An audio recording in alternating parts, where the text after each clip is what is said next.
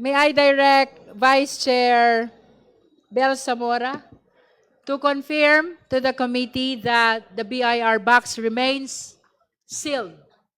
Yes, Madam Chair, as seen from the four sides of the box remains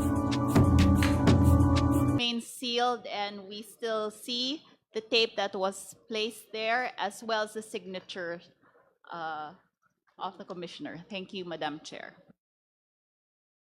The floor is now open for manifestation, clarificatory questions, motions regarding the question of whether or not to open the BIR box. Madam Chair. Madam Chair, Madam Chair. The Honorable Mika Gonzalez and then the Honorable Laila De Lima. Thank you, Madam Chair. That is correct, Madam Chair. Last April 2022, we laid on the table the decision on whether we should open the box together with the Commissioner. So, Madam Chair, with that being said, I move that today, April 29, we decide on this committee whether we open the box or we maintain the box intact and sealed. Thank you, Madam Chair. May I request the Honorable Gonzalez to clarify the motion? Is it a motion to open or motion not to open? I move, okay, I would like to rephrase. I move, Madam Chair, Tagalogin na lang po natin, na desisyonan na po natin ng issue na ito kung bubuksan o hindi ang box na isinumite ng BIR noong nakaraang committee hearing. Perhaps that is a manifestation of her intention that we deliberate first on the issue of whether we will open or not open the BIR box. Thank you, Honorable Gonzalez. Now you, we Madam Chair. recognize the Honorable Laila De Lima. maraming salamat po. Mine is a manifestation and emotion.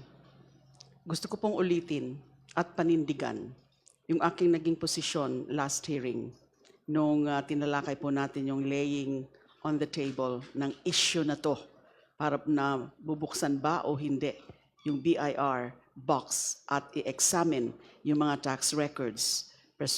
Presumably yung laman yan ay yung mga BIR tax records na kasama po sa subpoena.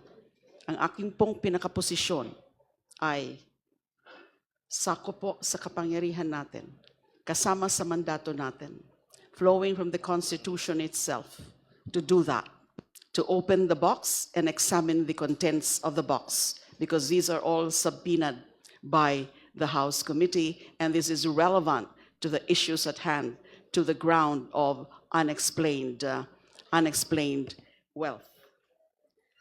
Totoo po, nung sinabi nga po nung BIR Commissioner, nung nandito po siya nung April 22, na meron ho yung provision sa National Internal Revenue Code, Section 270, which establishes the general prohibition on the disclosure of taxpayer information. At pinipinalize nga po yung unlawful divulgence by BIR officials and employees of those taxpayer, of any taxpayer information. Pero meron ng mga exception. Ang isa po sa exception ay kapag ang mismong House, in an inquiry in aid of legislation, ay i-request ito, pero dapat nasa executive session. Yun po yung malinaw na exception. Ang posisyon ko po ay kung exception na tinuturing ang paghingi o pag-request ng House, an appropriate House Committee in aid of legislation, lalo pong dapat payagan, lalo pong i-recognize yung pagkuha ng impormasyon na yan while sitting in an impeachment proceedings ang komiteng ito. Because higher level at superior level po ang status ng ating komite kapag sitting in an impeachment proceedings. Now, to be unequivocal about it, Madam Chair, the constitutional duty vested upon this body cannot be impeded, curtailed, or conditioned by statute. Any law, however worded, must yield when it stands in the way of a direct constitutional command. Section 270 imposes a prohibition but Section 20A carves out an exception. But both remain statutory in nature.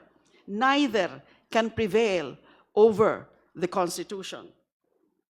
Kung papayagin natin ang isang probisyon ng batas, yung NIRC, ang magdidikta o maglilimita sa kapangyarihan ng komiteng ito na isang mahalagang organo sa ating sistema ng pagpapanagot, para na rin nating ibinaba ang konstitusyon sa antas ng ordinaryong batas. Hindi po ito katanggap-tanggap. The Constitution is supreme. Statutes are subordinate.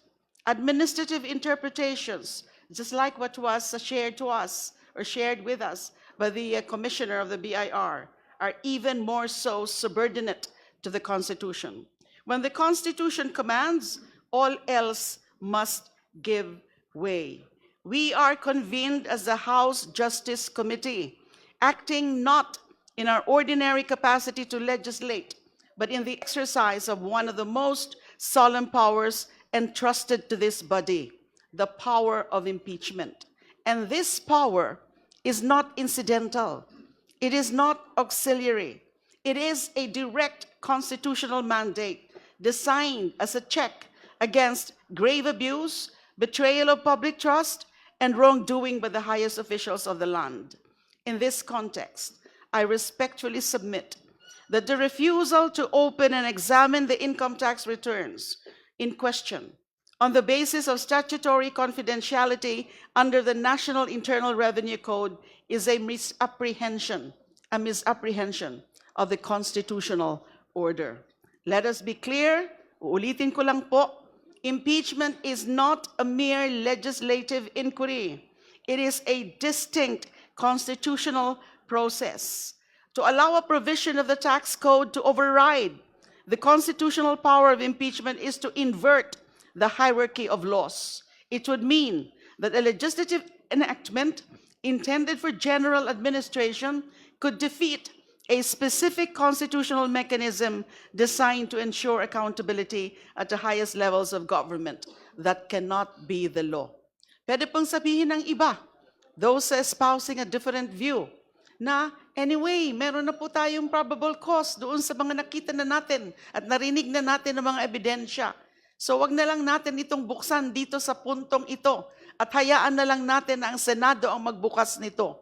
Hindi ko po tanggap ang dahilan na yan. Kasi with more reason na since we are talking here about establishing probable cause, determined probable cause, lahat ng mga pwedeng ipasok na natin para mas klaro ang usapin ng probable cause, dapat po ibigay na o makita na natin. Dapat ho makita na natin ang laman ng box na yan. Hindi ho natin pwedeng ipadala lang sa Senado na hindi natin alam. Kasi later, tayo rin po ang prosecutors. It's the House acting through a panel of prosecutors ang titingin nito at magprepresenta nito before the Senate.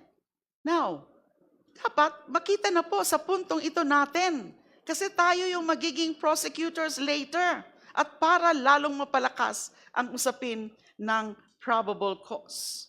So I submit that this body has both the authority and the duty to examine the income tax returns in question, subject to appropriate safeguards if necessary, but not subject to outright prohibition. The Constitution demands no less. Let us affirm that in the hierarchy of laws, the Constitution remains supreme. Let us affirm that impeachment is a meaningful power, not an empty formality. And let us affirm that no statute may be invoked to defeat the people's right to accountability.